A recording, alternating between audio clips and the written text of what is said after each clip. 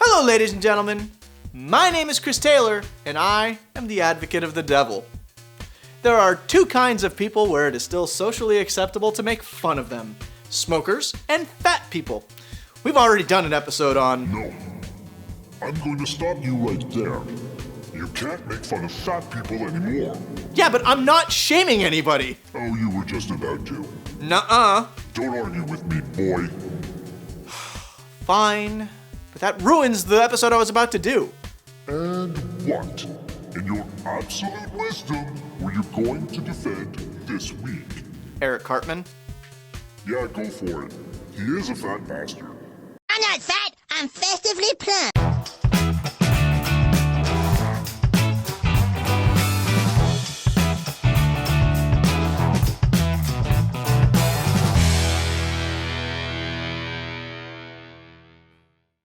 Eric Cartman, the rotund kid in the red jacket who resides in the little unknown town in Colorado that is South Park.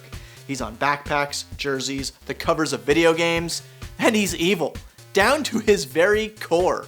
The denizens of South Park have been suffering through his various schemes, pranks, and attitudes since the very first episode. Even his friends don't seem to like him very much. You want to know how truly terrifying he is? He took a kid's parents, turned them into chili, and then made that very same kid eat his own freaking parents! Even to a guy like me, that's cold. But did he really?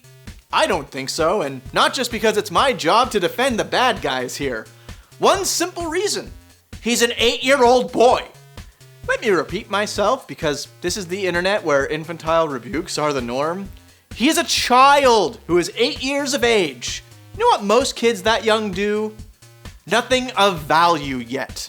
They have imagination, sure, and they can go out and play, go to school, read a book. Sorry. Forgot what generation we're in. I meant, like, read a Kobo or play a video game or something. The point is, at 8 years old, you really aren't able to comprehend everything that is going on. You haven't had enough life experience to fully understand the world around you, and everything that isn't directly about them is just unimportant. But you know what 8-year-olds can do? Lie their freaking asses off. The whole Scott Tenorman thing, me thinks it has more to do with Cartman's lack of honesty, not his lack of empathy.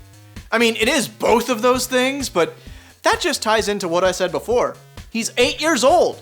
Not enough time spent on the planet to fully grasp the concept of cause and effect, how his actions relate to those around him.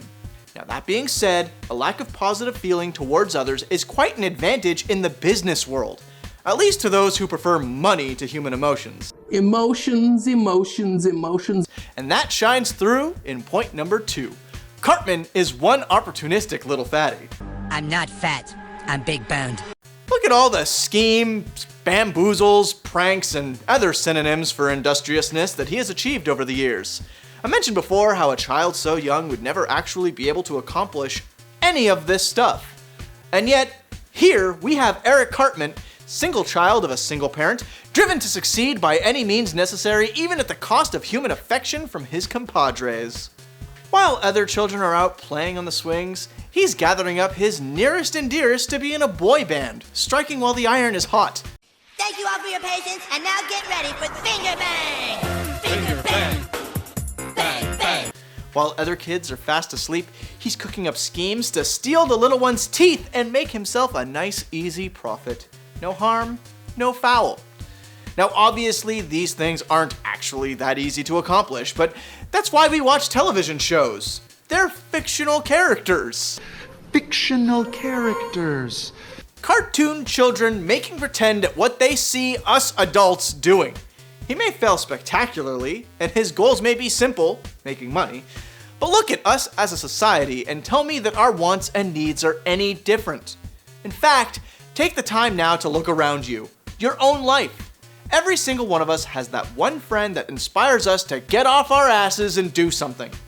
Could be someone who is more successful than you are, and you want a little bit of that for yourself.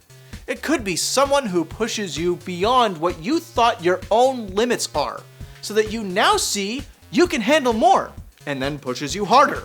At the gym, it'll be your instructor. In other shows, it's usually the side character that ends up being the most interesting one of the show, a la Barney Stinson from How I Met Your Mother. True story. But golly, I'm just gonna miss the heck out of that ducky tie. In South Park, that character is Eric Cartman. If it weren't for him, these little 8-year-olds would just be going to school and then going home.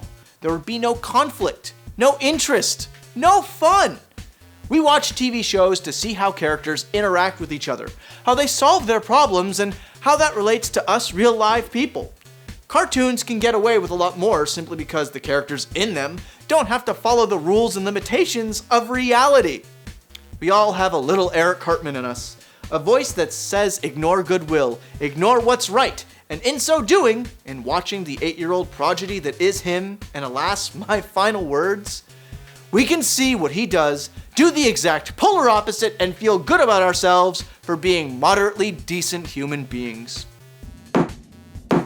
Despite overwhelming evidence to the contrary, I do hope I managed to shed some light into the positive aspects of Eric Cartman, denizen of South Park.